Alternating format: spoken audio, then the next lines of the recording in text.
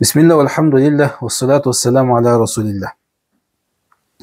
Adam жашоодо эки пайданы көздөп иш жасайт. Биринчиси дүйнөлүк пайда, экинчиси акыреттик пайда. Бирок кээ бир учурларда дүйнөлүк кичинекей пайданы көздөп туруп, акыреттик чоң кызыкчылыкты курбанчылыкка чалып жүрүү өтө бир акмактык иш. Анткени бул жөнүндө Аллах субханаху ва таала Куранда айтты: "Астагиду билlah, улаикаллазина истараул хаята дуnya бил ахира." Алар ушундай адамдар, алар акыретин дүйнөлүк жашоого сатып ийишкендер деп айтты. Анткени дүйнөнү акыретке сатып жибере турган эч нерсе жок. Акыреттик кызыкчылыкка арзый турган дүйнөдө эч нерсе жок.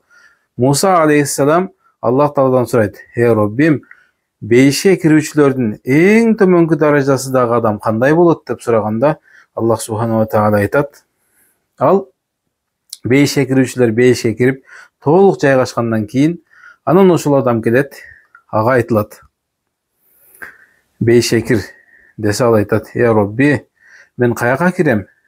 Бейишке киргендер кирип, орундарын алып, орундарга жайгашып, ала турган нерселердин бүт баарын алып алышпадыбы эми? Мен каяка барат элем?" Дегенде Аллах Таала айтат, ага айтылат: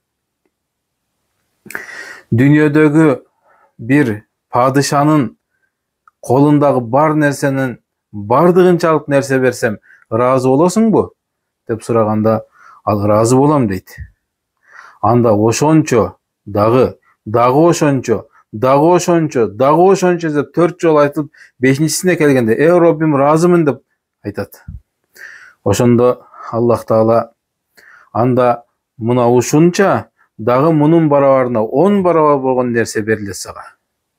Жана сенин нафсиң эмнени кааласа ошонун бардыгы, көзүң эмнеден ырахат алса, ошонун бардыгы сага берилет" деп айтылат. "Эй Роббим, мен ыраазымын" деп ал жооп берет деди. Демек бул бейишке кирген эң төмөнкү даражадагы адамга бериле турган сыйлык мына ушул болуп жаткандан кийин, эми дүйнөдөгү бир үй талашып, жер талашып, же кичинекей бир жумуш, акча, башка нерсени талашып, Кудайга күнөөкөр боло турган сөздөрдү айтып, же имандан чыгып кете турган бир сөздөрдү сүйлөп алып, же күнөөкөрлүк иштерди жасап, мына ушундай акыретти дүйнөгө сатып ийүүдөн өтө абайлаш керек. Аллах субханаху ва таала бардыгыбызга туура түшүнүк берип, өзүнүн жолунда туура жашап өтүүгө насип кылган болсун, бейишинен орун берген болсун. Ассаламу алейкум ва рахматуллахи ва баракатух.